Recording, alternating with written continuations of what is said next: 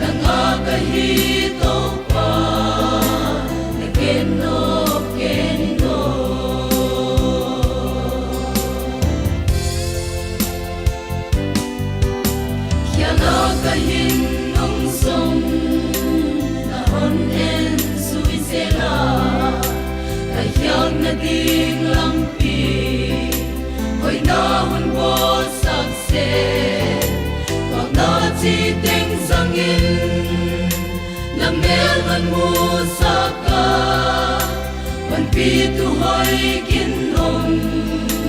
de tag nang manahi e bang lo lo ha na hoi na na mi kin na de sa ngai na na hon i na ka tan lom lo bang ang yang tau pa o bang yang na hon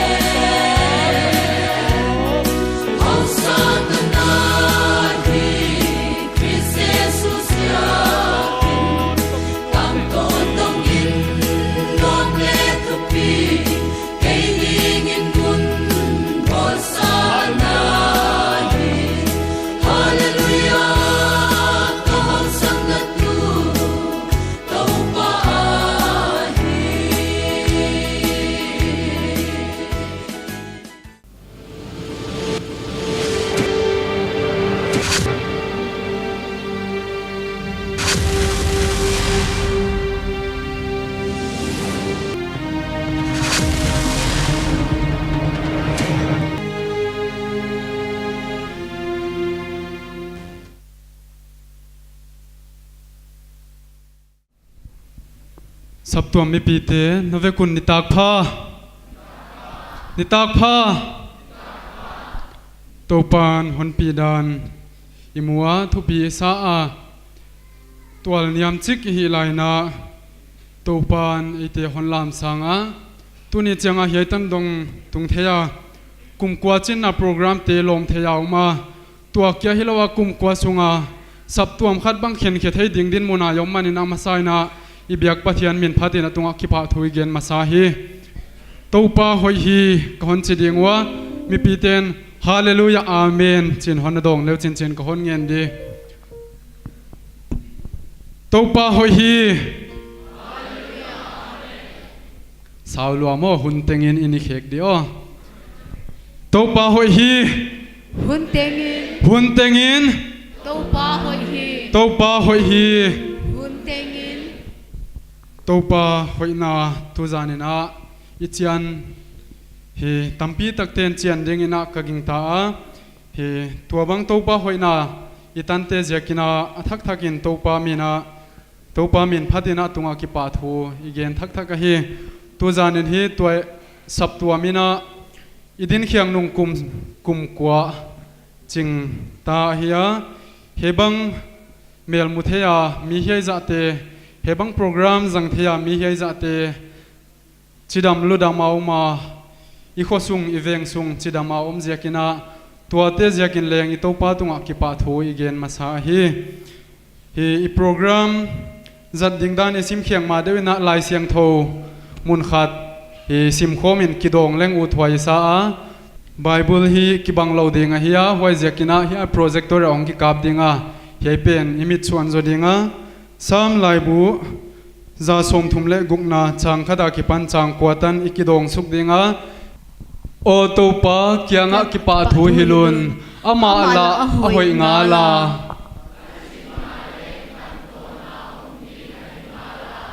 โอ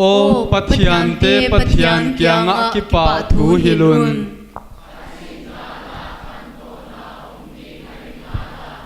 โอกุมปีเตโตปาเกียงกิปาทูฮิลุน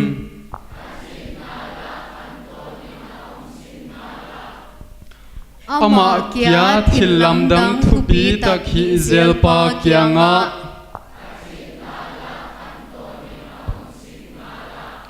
ปิลนาอาวันเซียมปาเกียง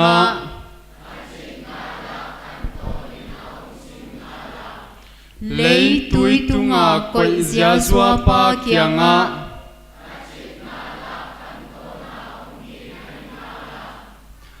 วักสักปาทุปีตักเกียง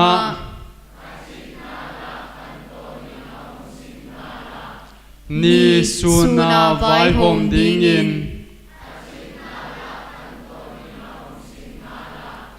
ข้าเลอักซีเตจานาไว้หอมดิ่งอินตัวปานอะไรเสียงโทอีเกนเลยสิมเขียกเตอิตานาดินวอลันจอลสักเลยเจียเฮอบานไอไปดิงโปรแกรมต่างปีฮอนสิมเขียกสักดิงนะเฮลตุนูเงียนดิง Evangelical Baptist Convention Church kanan kumkwa china program kipa thugen na pitu ke dongsiam dingle lili pam ga ilian ahia gelu tu nembia khoi ahi saptuam khangthu etking na denin izo khinta hun hon thum na upati khoi khan pawin hon nei sakdinga thwabana phatkhom na toilai te pina in tan tuam hun bcd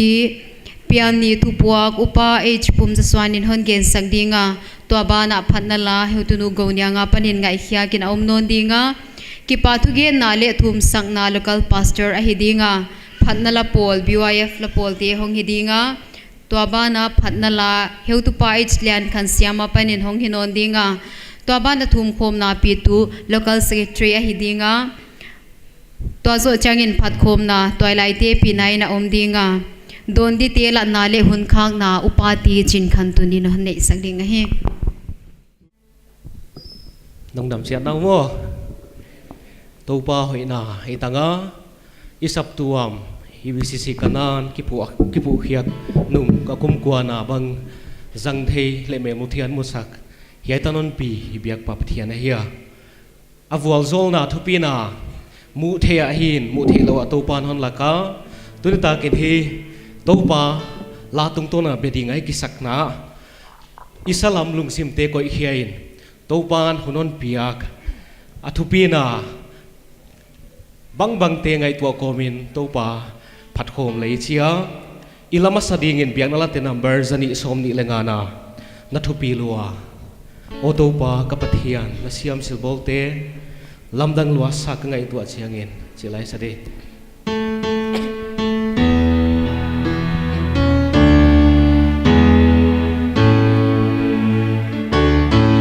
o to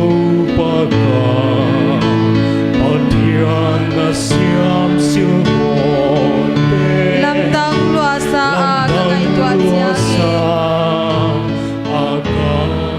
tua chiangin aksi te kamu banding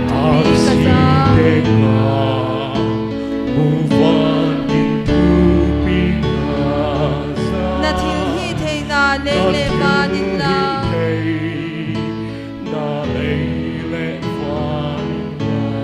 tua chiang ka kan hon pa pathian hon ma na thupi lua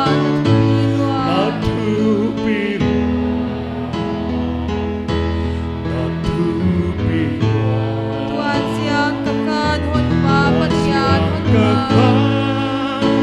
hon ma na thupi lua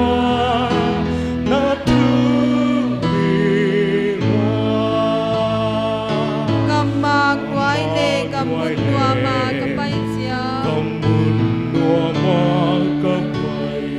chia singa basa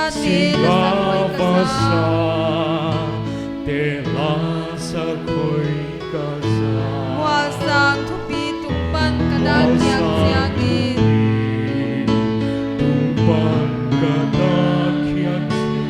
lui ta king sang hui hin hun sin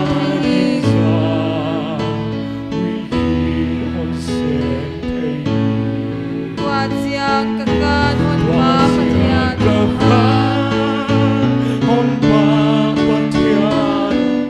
na thupi lua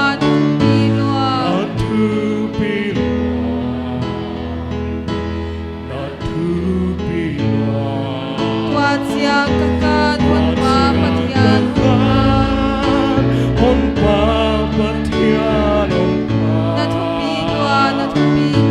na thupi lua pathianin atapa zong sit lo hial a sidia hun son lom lungin gel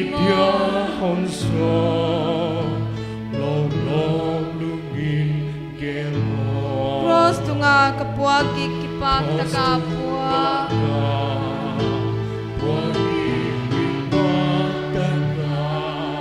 sisan luanga si kakel na lama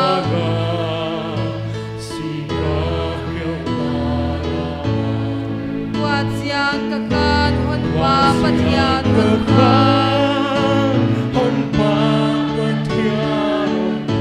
na thupi lua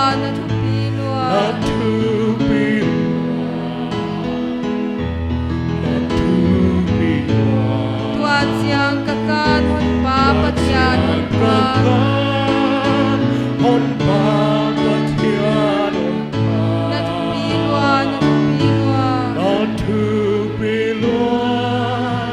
na thupi lua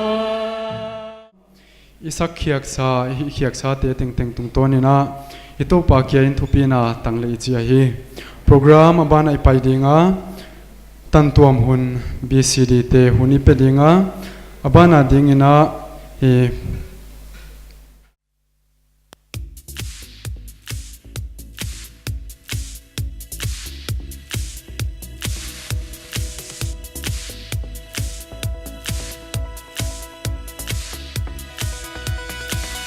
I was lost with a broken heart. You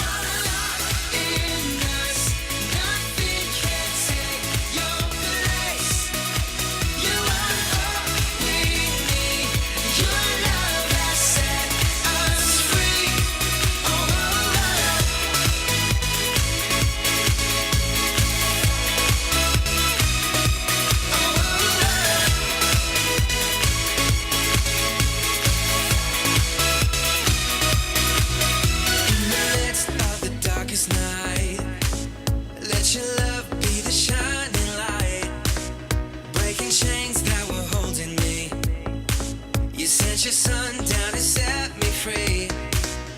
Everything of this world will fade. I'm pressing on till I see your face. I will live that your will be done. I won't stop till your kingdom come. 'Cause you are my freedom. We lift you higher, lift you higher. Your love never ending. Oh, oh, oh. You are alive in us. Nothing can take your place. You are all we need. Your love has set us free. Oh, oh, oh.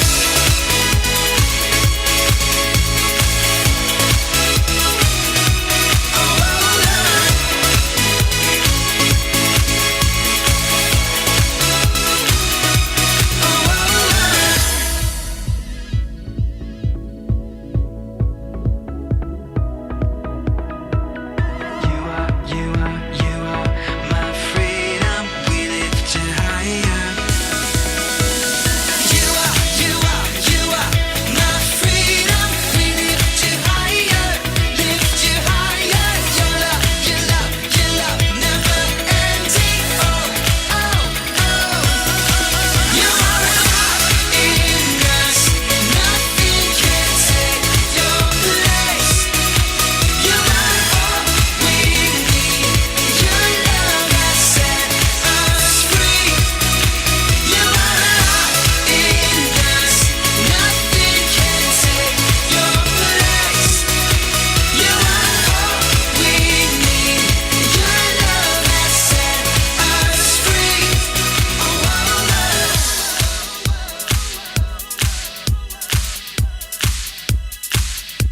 Oh, oh, oh. I thui pan ma de wina tu za na ya the ya hon bol tu te I toy lai te hi ka pa to ya thu pi na ka pe ja je nai thu pi ka sa pe ma ya ane na ha mi na atang pi zual la bang sim a ja ka akil koi teng le su khai na ilim la teu ina sep teu ikikai ten tum te khong halizen hasanzen aja ipan vang na te bong teng bang leng a hi ai teng dong vek tan pha na theilan bolwa he ngai to na kalum sima hong do zual kom chi kon gen hi nga hi na bang khalim la kong kilanga to bang hi na bang den cha na vai ho na maya tu to bang itu ngau tung bi le itu ading hita chi kha chiam le se mang chiam ja kin ki ngai tu adi ta chi ngai tu na ngo mai tu sa na tu lai te tung to na mun pai te sa pa na kum sam ni le ko pata sam ni le ko sam ni le som le kha som le ni som le thum som le ni som le nga cha non vol to wa a hun no na no ni to le ki pa huai na pi na kha sia tha bang suwa ka Yai sap tuang akidit tung laya hatuang ngai ka le pathian mina hi theitan tanana kisanga anua maksa azua sa thua ken khatte yai kum kwa chin na bang munolowin thupi na ga ma na paisan ta te bang hit kha lang ma maya dango khuaya achimul tho huaya akhasia thoi ma sakinoma tuni khong thu pi pen ma hita tuni khong musam leu hi chi bang program hi sat khong hong mang kha sam leu chi ngai to na lian maya ki pa ko mina lung sim le lampang diap de du le khasia na to ken denina ile me tu hi kana en kha ai le tam lo chik thu puak chi dai na i gen di nga ama sai na sap tu mi ki pat tung lai tin mun sao lo chik huaya I chiam te tham thil te ni le kha thong ge le mu thoi ka sa ama sapeni na sap tuam ki bul phu na toy chi bang na sam ni le kwa September som lenga aya hoi la ya sap tuam man ke ma sapen pastor angum lai ya hem tu pa bum bin thangaya zayo na panginom biala hoi zo na pe chue la pan ni china aban ba ki hek to na sap tuam en kol tu game tu pastor ka tu ni tanina local pastor thum to area pastor ni to go min sagi bang hata pastor kha kum kwa sagi bang pai ta chi siang na pastor kol siam lo khati jo chi sim bai na ma hoi lam pang hi zo na area da na cha hong kong jin DWC te khong ina assignment cha an bolu on board to ato aja on hi to we ja ka to adan tem so ka himale local pastor ama sapen kon gen dinga local pastor tuan chin pawaya ama len kum khat chawon pia uchina akiswan nona wai jona adang te chukum ni bangom tawa toy pastor pa ka kum khat tin ba ti de wa ngom to lai ni la me nai sang ni le som le ni kum hin ka the ya pa ma bia kina i pai khom e ti i do lai na bia kin thakin ni mai na hot dam na chial ti hot dam na ken akineya heu ti te tum to ni na ken par tam tak pai ko mina kanani BCC te GBC a akineya lo chinna tu pi tak akineya hoi usa ma hin ka the ya pa song kin khachin hulai ya baptisma tang ni khat thuina ti ching le na pango mina zava hong baptisma pe chel te bia kin kya nga baptisma pula ki tang thei noi noi mai dan wala ya inte na apule ki nei nai do kholo in chin hi cha pa song kin khachin bia a station ni na to wai ta ki na in chin wa kha mi tam takina Jesu Christ dam na on dam pa sana kolam chiam te na chile nuzui ke hita chi theina tu ya baptist na mi tam tak sa ba te khate chuang tam thei thu pi sa chiam te tham mi len ka nga ya ye tu ton thu pi na pa toy na i pathian i piai puchina huai lai ko ina sap tu mi to ma inama toy lai la sa toy lai phan la sa pol ban som ni le nga ki ka khong ken che som le sa di le som ni ki ka khong cha phan la sa an om se ka ya tu hun toy non chen le tu tu pi pe pa ma ya sam number za le som ni le ku na a sim te chi na te dim ka ma age he chiang tha to ma e lai sa pai te gel na a tu to pan zaiwan sal te pi kin no lain mang nei ta bang hialia achia himale te dim kamatu to pan zaiwan sal te api kin no lain mang lam to ki bang liang hi achia ta chiang ka sama ma maya mang lam to ki bang liang tak takai huai lai tu lai te chen mang lam pa nga ki pa huaya pa pi khat ki pa huai na tamang ka sa ka bil ka si ya tak ka na ya chi dan na tak chu na hingala pathian ni na upamon wai pipi toy lai mon wai pipi a hon pia a he pi na te on dong saka upa lem gel siam pipi talen hot pi pian pia now pa hem tu mon wai pipi high school teacher ding a len si thoi long in ta to pa nang pia toy lai la pol la pi tu mon hoi ta ta ai ke le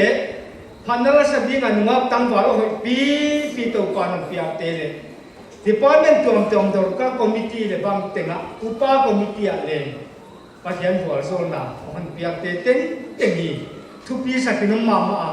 hun pai ta sa a te to te na thu pi ka sa a no le na sa no gin ta a ye te ten sia kin pathian min phatin thu pi nai pi ai Sunday school hall ko dito pisay tamlong chu kon gen do pia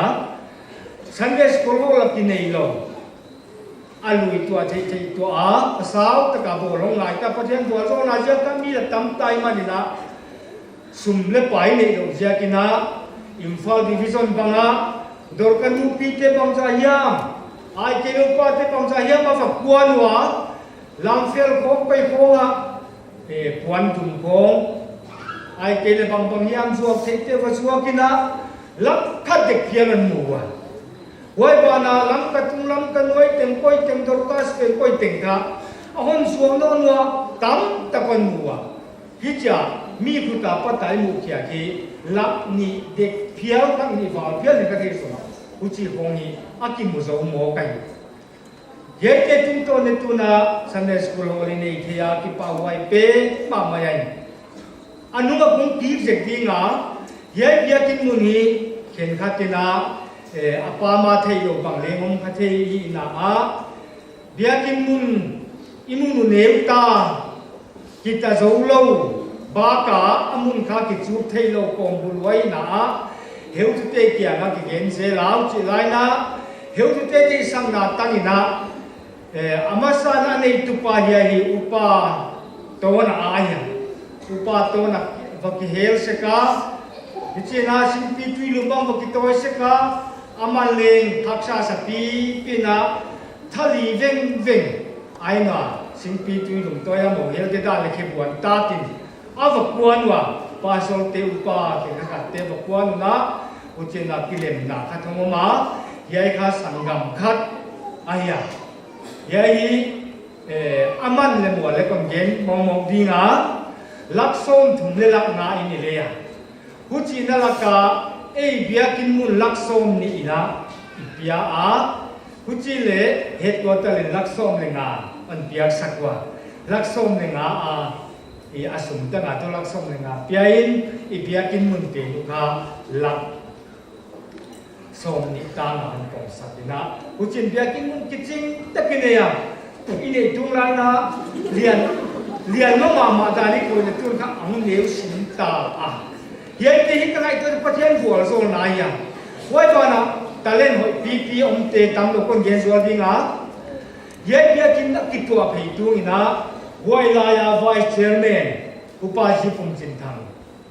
ama makai na ye bia kin kha akibola aman kha malang na nei na ahu tu bang za ya mi pi ni te na kwan kho na kin le bo ma kha le phalo phia lo ma yo le ye bia kin an bol so mo kwai uchina wai so numina tu na i Sunday school ho lui neu lo ta che pe gi chi ge lai na khen khat te engineering zero da na koi wa a zero tu zero cha ho lo mai che upa pao son mu ma kai na engineering pa che le ngai yam mo le ama ma kai na ya kin nunga Sunday school ho khat ganan thang thua di nga the ngei ja ong ngei ja kilom lo atung sa ki sunga wai zo na bia kin pho bol lak lo Sunday school kom bol lak lo lai na va vien bia kin bol ki bang pho na an special wa ye te mon sem sak tu ye ka non pi kai tu in som ni le in nga apa ta tu ni ta na in sa thum le in som nga ching nai lo de ta non pi tu pathian tu ma ki pa thu ge nai ka thu to na gi na sap tu ami ananum zo de ama sa zo de om ma le ibyak pathian na se san kha ta piang ja kin aki bangi chi thai ge ngai himale sap tuam khan nam to kisaya sap tuam pai to nam to kisaya akilam nam to nam to kisaya hun pai ka sai da na ki hiya ja gen kha au mu le le aki in te sak na da na lak sak lo hoi din kan tai sap tuam kilam to na dinga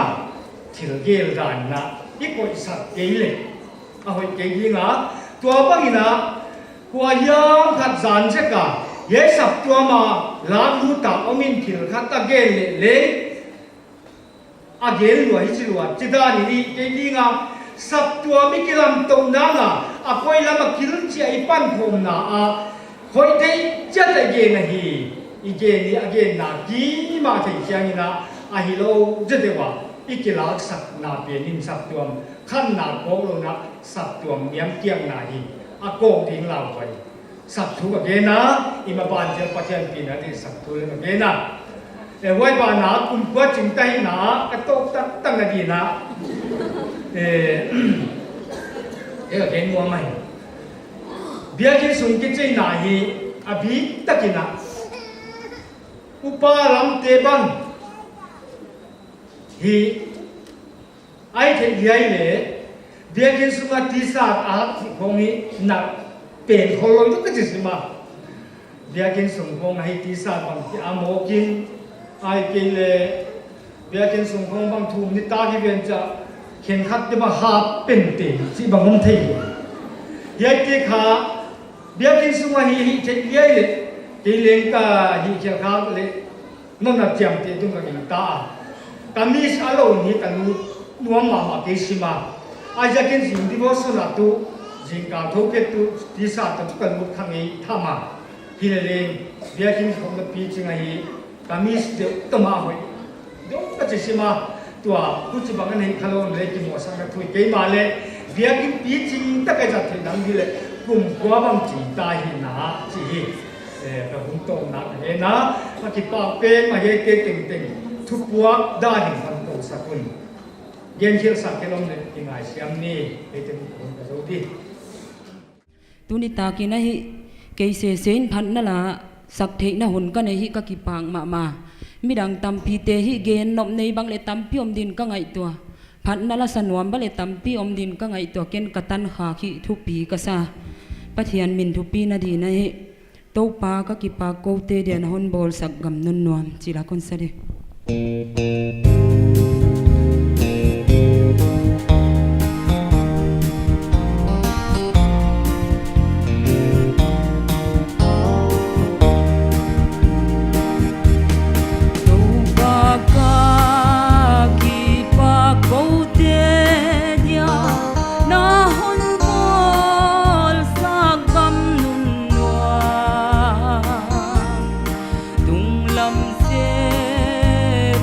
Jerusalem thang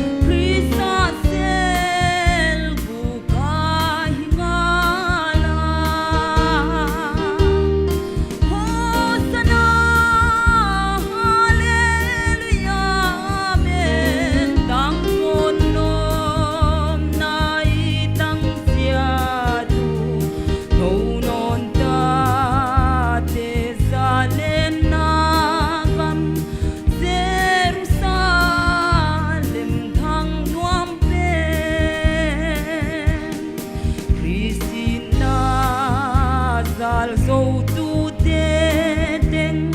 tang ton hin ko blow nei te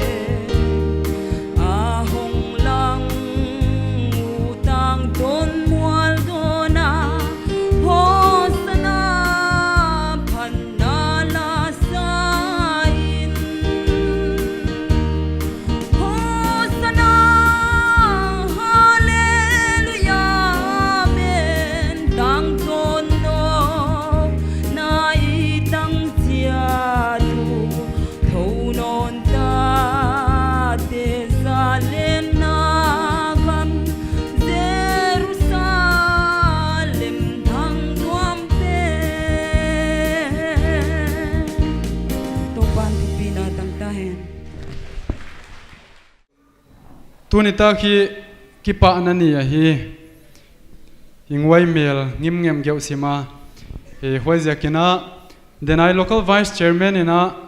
he here is a projector ong kilak khiate tungtona alung sima thu suak te hongen le he kenle point ni ko hongen dinga khat hi pathian thu to ki sayan anu iza thuai sima hiya khat hi e anu iza thuai lo hi de hi e ka khoteun ni chidia e bang khote ka ya chi ko ni ke dia ka khoteun hi e pathian thui gamang lut tung to ki sainya documentaries khat abolwa why documentaries abol nawa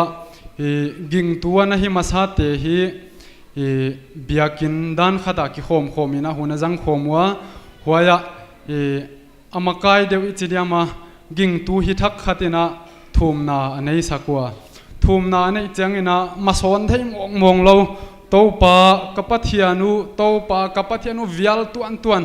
atopa mi piten ningopu khatina kilkom khata calvary chive anachi izen haule aman le athumna nei hi lam ki phok non manglo ngei se nai lo hi de changwa he a calvary lam hi kei ve o chana dong khada nai he tu zanin hi e ihun masa khong hi projector tung to nang kilak khia he te a ki pania changin hi gen thei huai khasia thuai aban na hi tampia oma he heutu masa te na pal te khong yat changina he apuak gig diu bang pangpa ki sak de danu bang thom hawa ki sak de danu bang i thei pia he a big takin ai heutu masa te tuni chiang dongi saptua ma tun theina deon nama kai masai heutu te za nai pia pathian minina amaute tunga ki pa thu igen thak a he e abana i pai dinga thum sangna i hun pi hon lak sak dingna local pastor ama huni pia hi kalung sima masa khin khat mangza hiya ma oma to te i program yelle thum sangna le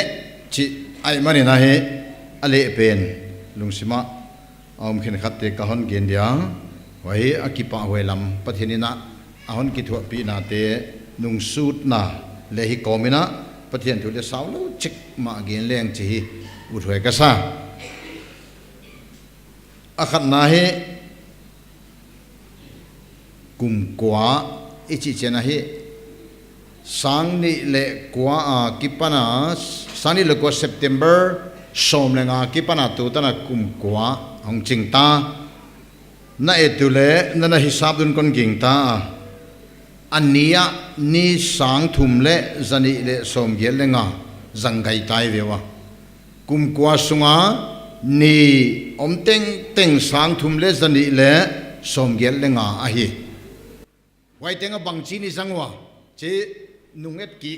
mi mal tek ki nunget ki le han hi he hoi pia zang pang le mai the ai ke le ki oi hoi lo taka sab ki ding le sam ki ku lo le mai the hi to je kinat pathian to kala hora ani sang thum le sani le som gelenga a hi kom komina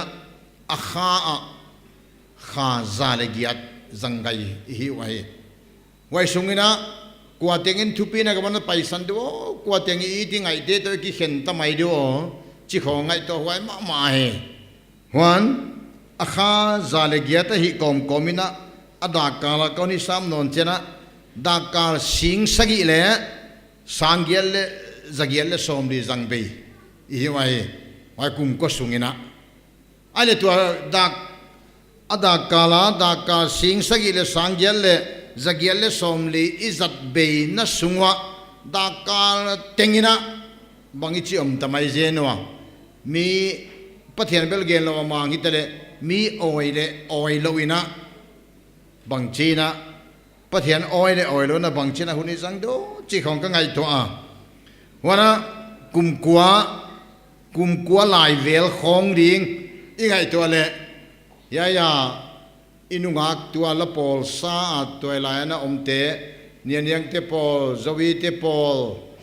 ngai len ching te pol khong wai hun lai vel khong a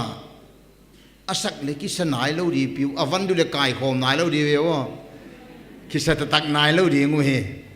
hi le tu khong a he ta nong tung ta tangwal lama le ngai to te deng biak lun te khong ka kap te khong underpen ne chik teng che chota azum hoi lam le thei lo ding kho pau chi banga om me lu le thei lo ai tua hut lai khong hi ding ai hi le tu ni chang tonga hiai ta na pi chin tonga pathen na hon na pi a hi tang na wai sungina namit khau chen wang sa kuna kwa teng ong pem thak ka omwa ale kwa teng ateng masa wai zo a kwa teng a pem khik non wana kwa teng ina I ma ingai ma te na hon na paisan khawa kwa teng to iki hen den tawa le cheban ai kele kwa teng ina zi nei kwa teng ina pasal nei kwa teng ina nupia na hita papia na hita hun paisa him hi angai huai le angai huai lowa hong ki ton to wa hi ziakina tunena wachi ki kala mi hingin bon to banga I nunglam khong hoi taka theya chiam te a anaki omai chana pathianin hi avekka mi ma tek I hin khwa hi hoi taka che ana save ai ziakina delete lo wa hi nang hin khwa le pathianina ana save pa wa kha delete lo en chin chik chiang ya ma amani an ichi banga hoi taka iet bang wa hi hon ka phedi hi ziakina tua dinga hi wai hun sung teng ai gam tan na teng tia hi pathian maya anaki si ka thupa to ngai dam ngen table amana hi cross ngai dam hitai ve china hi hon delete sak dinga hi ile tua nan ngai to lo hi mim te khong a hi delete lo dingen wa khanang ma maina nagen hun hong tung dia hi jakina tu kum kwai chin nawa inunget ki ringa pathian lam na ina kibol phat na kumina he kum kwa sang le hang che he ki chial na phuai a he hu che hi to kum imaba no kum som bang ong tung de nga idam to zel le wana kum som le ni som le nga som ni le nga chi teng hi cha izat ding oi imaba na lim chi de deu ai ja kina tua bang leng akima muwa wana yai lai vel khong le ngai huai na kum kwa chin lai khong ngai huai na chi di ngai kum som dong chin cheba nunget ki le hang tuni ta ga cha I om dan te khong hi a khen te ki ngai huai ma di ngai dan hon phok saka hoi ja kin hi pathian lama lung kim taka om na ri ngina I kum kwa hi na hi ngai to leng wana wa saka biakin amasa pen ki lai ken leng khat ve thuang gen khang ei hin ka ki theya wana ani na a waya hola in lian simpi khat biakin leng hilo pia iki khop lai le khat ve hong kon kha hin ka ki theya hoi se kina ka na ngai to na he kanan he pathen he pi na to ki su kha khana I hiu che hi ke mi mal ta ga pho khwe ka sa ai pathen thu tam lo chik genina uchina thum sakna hun la le hang chi u thoi ka sa akhat na ding ina Psalm number zale somni le guk tang khata ki panina kaun sim dinga Psalm number zale somni le guk nana nga yu hiam nana enu hiam hiai thua tunita ka taupan hiai tana hon pina tang khala ki panina topan Zion salte api ki no lain mangnei banghial ihitawa wai lai ikamu nuin adima ileyu lasak nain wai lain namte laka topan amawadingin thil thupi ahi sakahi achiwa tang thum na hi ade huai hi kontel na santak topan thil thupi tak hon hi saka ikipang ma u hi chi to tang li tanga abana yesule athum na lau a hi ilai siang thawai le anunung lam te pen athum nau hin adon na to amai lama ana oma wa jagana topan turi na thil thupi pi hon hi saka hi topan ye tanon pi lo na hi hen la thil thupi takon hi sak lo ana hi tale hi sap tuam yai za ki khom hi kep aki kep bang le hak samai the to bana hi chi teng he tuni ta bole ki khom lo mai the to kia leng hi lo na ki loi khom dinga ki khom dinga sap tuam te doctrine tuam tuama pet ding biakin tuam lungol ding ai kele bang manghiam lungula hi che om the din mun hi le to pana mu the lama leng mu the het lo khalama le thil thu pi tungon hi sak ja ka tuni tang bangai kum kwa gim nam tak maya om the hi na wa hi ithum na te ule inget na teo isap tuam upa tele makai masa tele tuam makai le tele wana aneu pen alian pen tele ithum na ki gomu le itai mang nau le ina sep khiatu le iom dani dun ta na teng hi to panon pom lem siam pi in chin ya itana e ki hon no se lo hi chi hi apho khwai ani na ding ina na septe zalame le sunday school tom che ki hi wa bungsom ni na bang wana bungsom le khat na bang bungsom ni a sabtuam ten phatuam ngai takina thum saku che awma sabtuam te chi bangchika ki phuta koi muna ki lo hiam sabtuami chi changina chi khong ngai to le Jesus Christ sisana phua Jesus Christ sana lam towa ama a foundation ama tungto na je sabtom kilam to wai te ging tu kichi wai ging tu kichi te to Christian kichi wai te hi Antioch khua ging tu te Christian chi masak pen ina om chi ai wai jaga ei te le tu te na sep na ga le tu te tai mang na je ka tu ni a he Christian chi a ina om Christo tian ki goma Christian chi ana om khai je ku na tu ni sabtuam ichi changna i leitunga ina sep khiang na dinga min tuam mom chi ai en leng pathian gam nai sep na ding le iki kai khom na min ding ni Evangelical Baptist Convention ichi ai wai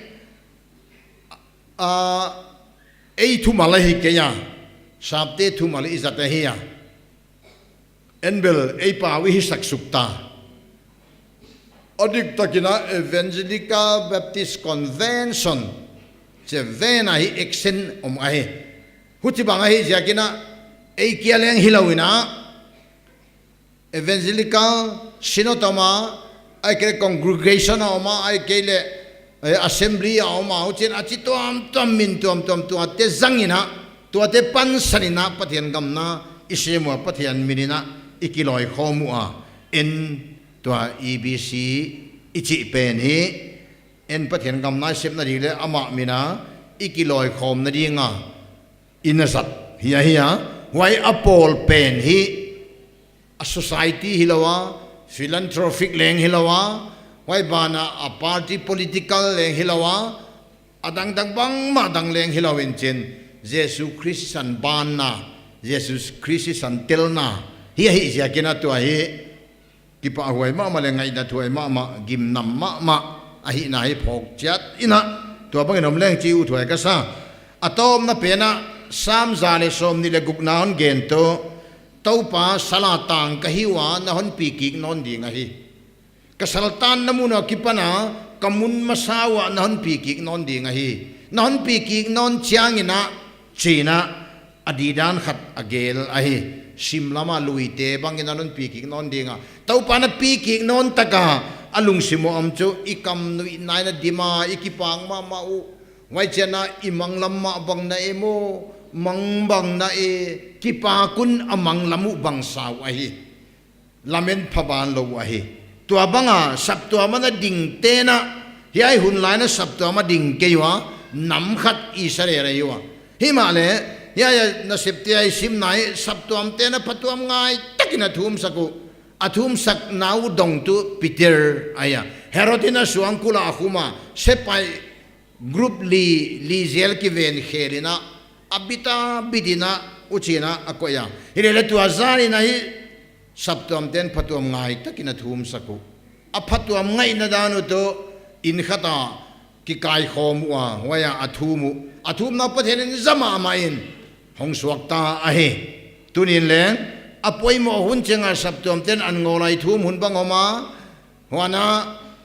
jingkal divorce nai thum hun bangoma nilai nai thum hun bangoma ai kere adanga chitom to ma chei thum hun bangoma he zan khowa kai thum hun bang lengoma he wada saptom ten hi chibanga he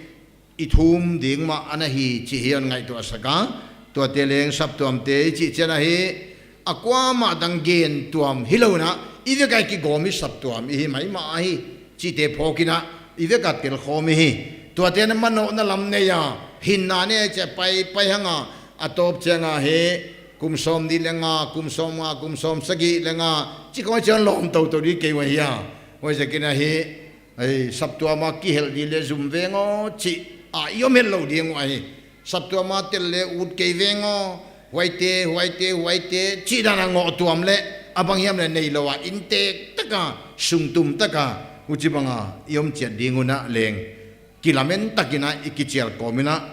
heting kahon gen zola hi to pana lai sing to sima ki panina le igen te itan cheta athakina wozona to honbe lable chininge nu ai alemi pi teng pathian maya kithum sakudi hi siakina kei bai hilo pathian ma ding dan ni ki ngai to dingwa pathian ma ding dinga thu phapiak na ikinei dia thum na nei dile ale pathian mai kundi van pathian heng ko han na het loina nangma sisan ziakina na sisan man dang kasum te zangin wana thale jungnan pia khut siam na te ngai to na idea hoi tak te on pia ina sang ni le kwa September som le ngan ni ina yai bia kin hong ding ta sabto mong ki putta nangma hon phu pi nangma to tela be khom nangma to ton khoma tu ne banga to pai chi banga hun zang kahi na wai ka gam lumma mawa nang ziakin nuam ka sawa ka thom hau keyu yai bang tana to panon pi na non ton pi na ziakin na ke ki pa thu ka hon ge nu he uche komento pa na sabtom na maya ding diam dom te na to pa o tuni ta kina pa toina thupina min len na teng ka hon khusaku he wana to pa na sabtom te kum kwa sunga namitun lo na mi hing te mitun lo na kwayam khatto ana sem kha ana ngai to kha na bol kha ka om zen ule mi hing to ki kala le nuam sataka ki ngai dam na hun hi hen la wana to pa ka pathiano ka hun nu hiai tan kya hi lo na ka pai to na ri ngo tam pi sau pi om la ya lam su ka pai hunu atowa apheya ko le ken sia la ka bang phai janga bang tui pi tunga bang ai kire to pa mual sang pi tunga bang wai jagina to pa turin ko kia hon no se het lawa nangma mai ne to pa na sabtom te tui pai taka hin na ne ya tui nang taka hin na ne ya sabtom hin na ne ya kal suan lam zang hiding ina to pa nangma kha pol na nangma kha om pi na kha pol ma kau tu to pa na thu taka hon polin la na la te to pan polin la mi ma chi le to panang manan polin la turita ka athaka to pa lungsim nang lam hon nga saka nang lama honena nganna hon heya nang ma to kinai ne taka khagim nam tang maya hunzan na hin khozan na sab tom ten ka nei na dingun na vual zol na khuta ka hong ki kem saku he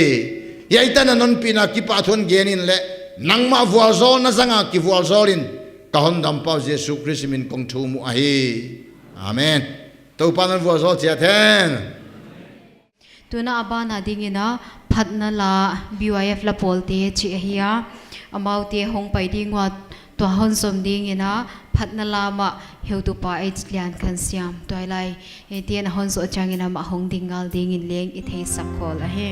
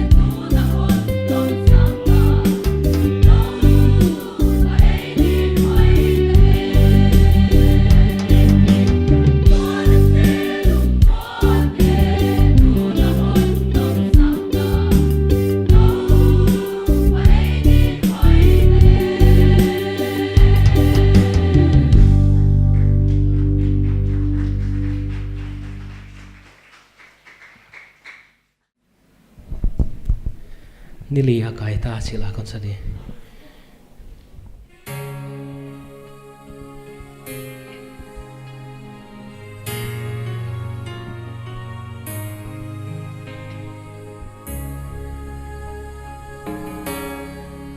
Lazar chinatu Giêsu khiang hồng tung nang hu na lawin dam ki glodi hồng kinin chi Mari le Martha Giêsu angakla lại dòng mùa liam ta Giêsu lạ tung lâu lâm đằng sau nếu li băng aliam ta lu sun hun dòng bê ta qua hiam in tâu pa hong phải lên hong tung pa đi thu ghen in Marthan vamorka Akia hitin ge Nang hile chin Dam sak din china Silo di ve Dilia kai ta Lam me na zong bay Bang hàng dễ cái na hiam tô ba thấy xiap cây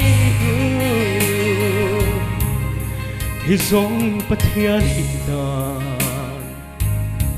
ai hi da hi lâu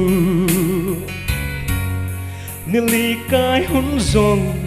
a hun lap về về thu pi ma lâu hiam Martha kiang Giêsu hano nen sakin chi minun to pa o thei siam lo hi te nili ching ta chi Giêsu thu piak bangin han suang la khia wa Giêsu ki câu Lazar hong pai hia a hing hi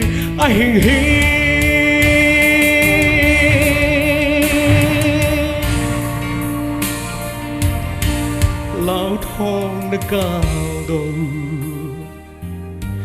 in na hi khan pe tun hong ki sam mi chin to pa na sam là hồng tung tuan lâu lung lao ken lo mo ama ki đang tuan lâu hồng tung pa đi ga tua xoang là khia in nằm bên hang sam đi nelia kai ta lâm mét na dòng bay băng hàng dễ cái na hiam tô ba thấy xiap cây hi dòng ba thiên hi đàn ai hi đàn hi lâu nili cái hun dòng hun lap về về thu pi ma lâu hia câu ba liên hi nili kai hun zong hun la về long hun la về đi câu ba thu pi na tang tai hen program ban ai pai dinga thum khom na han pi sak ding na local secretary ama huni pia hi in asap tom te in som ni le nga ki pana in za thum le som ni le guktan hon khang sak ibyak papathian amasain thupina ipimasa a tunia kum kwa ibc kanan ki phu khyang nung kum kwa chinna program jangdinga hong pai te teng teng isap tuam sikle tangina navikun Jesu Christ minin chibai kaun buk masahi pathian min thupina dingina ibc kanan a akipu tunga TBSUC member ana om khalai ting ong ding him leu imunwa ma hoi hul lai to tu lai atiu le tu ni bangena hun gen nop anei ma du ni ging ta au chi lo tengenin ke jang khamok ai zekina mi pi la ka iding khe sakhi mim di adin khi nung chana min gi u kon gen dia amau ting IBC kanan akipat tungina ana hiwa upa kai chin pau chairman ahia vice chairman ana upa kamdong hoya sam kang pe na ya secretary na upa ti khoi khan pau hiya assistant secretary na s pau khan suan hiya finance secretary na upa ti dong khan thang hiya finance secretary somakhat collector tolupa elpum khan mang ahia omlo mo ma adang tezaralina h12 zakham amouting isap to madinga IBC kana na dinga aina pha ti ahi zakuna isap tom te namauti za tang na lian pin pi na ichi bai bung nai nai khu tak lam jatilik dile khen khat te anatun diwa khen khat te isap tom laka elaka omno loina le dorka pol lak bangle akim non kiwa thupi na gaman na paisan ta bangoma BYF te bangle biakin lambang le on nai non ngel lo bang om zakuna poi isama ma amau te tunita kai thumpi poi mo hi lai siang tholi simut kania hilele un sau pi lut dek ai zakina kon simnon ton ke dia waitu rom bungsom leguk na changsom le sage kipan ahia to lai te la kalung simam ma ziakina isap tom to ki sai ki gen khang na pewa tu lai din mun to ki to khasak ziakina to lai te la kale ni ve kan again khata a naum dan umi ting la ka athang kheta ahi achia wai iom dan ting le i hun zat dan ting le idin mun ting mi ting la ka thang kheta ahia wai tu aselam hilawina a hoi lam ngina khang khia ai zekina IBC kanana asap tom tena wai kha so kini wai kha so kini I department cheta I department te to I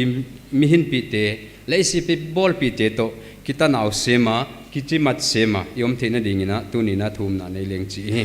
hun paisa a pathian mit sim na le pathian zagda thil kum kwa paisa nunga sap tom department tom tele mi pina milipina inahi khak om tham dinga wai te teng thu patoina ngai dam ngen na inei dinga wai bana kum kwa paitan kum kwa ikipatunga patuni tan pha I khandan le ihina ipaida le isepibol na pewa pathian hon pina kipa thu genina maban hunung pai to zildinga pathian pina pathianom pina pathian pan pina ngenin thumleng dina ka hon gen ting thei dia eima ani na ipuak chiat poimo I sak chiat leihun pai sai suidia iunzal le suidia mbana ihun zat ding te pathian pina deina le tuina ipasor nu anai penina ama kon millo dia zan halina ithelo kalina anaki ad guya ahoi a chidia thei kheu khou vek leng nom hello dia ya thei lowa ki ad ge thei chu iam pha hi chi kha pathian ke ki pa thui gen dia ajon takka ai chin atom ge ga ya khong kang pen pan simina ma ilile ma chu ki hal sak te ahia pathianina damna apiak na dingina pathiana kipan damna amuna dingina ingen dia natle sati chi hi sumle pai tam pi be ai zekina kian kol theya yaitan kian kol zom jakul le ki pa thui gen dia eiten bang mai thei kia pathian kenga ama adingina damna ngeleng ama ke hilona api piule ina hicha dai di dia o mahi chi phok dia iveng sunga nale sa bang jam takoma to te teng le phokina aminu lo leng ilo thelo bang omchi che de zekina I phok khak bang to tuna ading the te ding dia yu dan ina thum nai nei dia I to phak khak di lau ki leng yana tom na lamun ngai ven na ding ka hi tuna mi pin thum khom nai nei te dile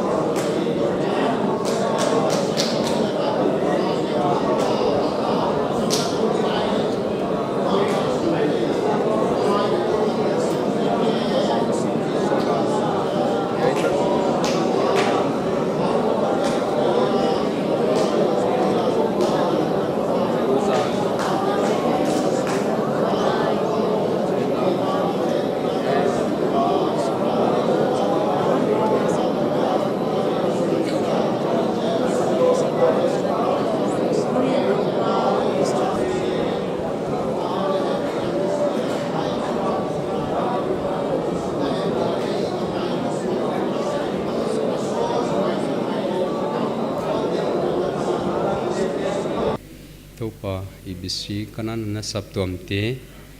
mu the na hon khang saka mu the ya ka khan nau ka kim ka pam te odinga hupulhuai mitsi phuai le dongkhol saka khang hilowa nangma alai zanga hong panga mi pi te le committee te lai zanga nangma hong panga nangma hon gom khom tuongya nangma hon ki tua sak tuongya nangma ki chimat on ki chimat sak tu ong hidingin nangma ka hon chialuhi kumkwa hun paisa kai kel ka sep kel ka bol khilu nangma de lo banga kai khak te teng tengun ngai dam na ngen in le kai dik sun sun teu nangma kian min thu pi na tanga mamban hong pai ding ti atopa nangma to kinai sema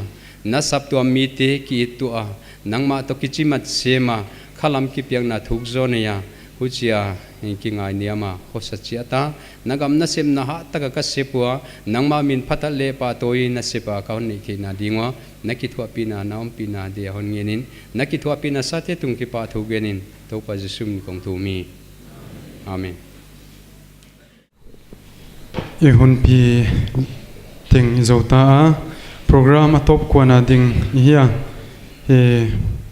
phat khom na toilai te pi na in che hiya toilai te ong ki sak sunguna e jing chang via program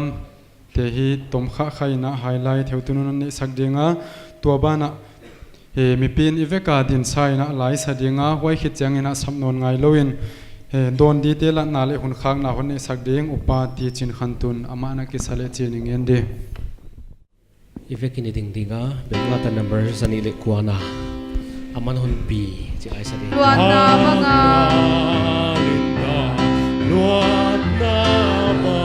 akalin eden paluna buhay na tuwi tuwi somle Batyan uthi kay hon pisel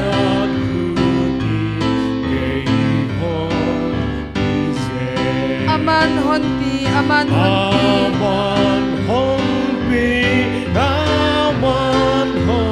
Akut hatin kay honpi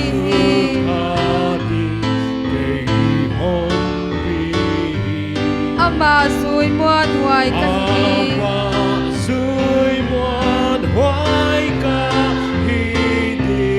Akut hata honpi siya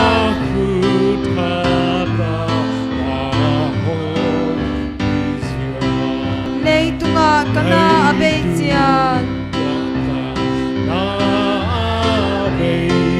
Nang siya kagal ka sosyangin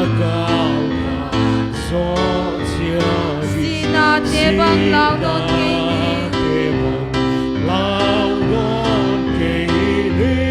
Sordan kana non sisyagin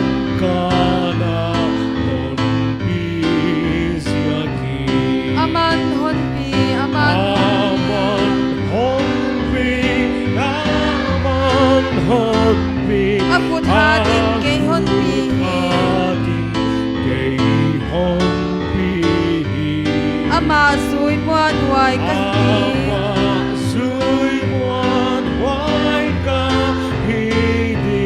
Akut hata honpi siya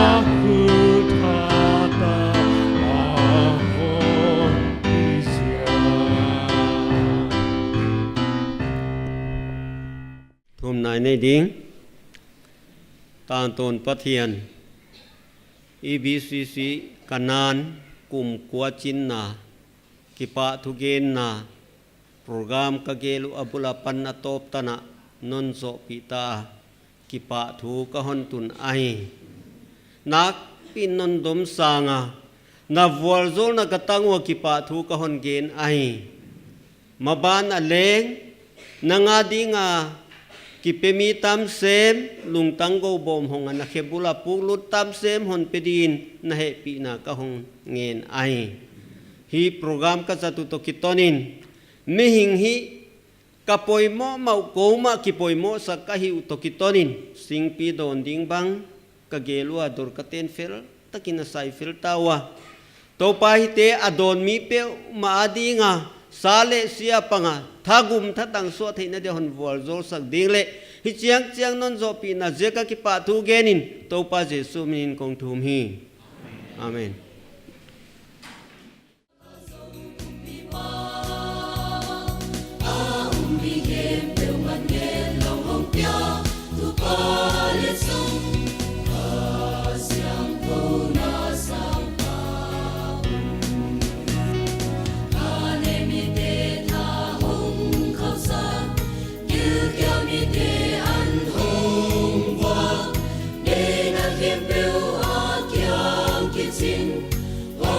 đi in kỳ gin hin ấy ke hong mu pa kha sang thong nang le ke hong ki pya hallelujah hallelujah han sung pan in to pa sina zo in to ki zo hallelujah hallelujah hallelujah hallelujah hallelujah